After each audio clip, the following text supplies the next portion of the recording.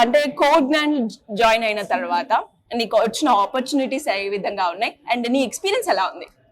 First of all చాలా చాలా thank you for కోడ్న్యాన్. నేను జాయిన్ అయినాక నాకు అంటే కోడింగ్ తెలుసు కానీ మరీ అంత డెప్త్గా తెలియదు. ఇక్కడ మెంటార్స్ పైథాన్ మ్యామ్ కానీ, అనుష మ్యామ్, పూజా మ్యామ్ కానీ అందరూ హెల్ప్ చేశారు నాకు.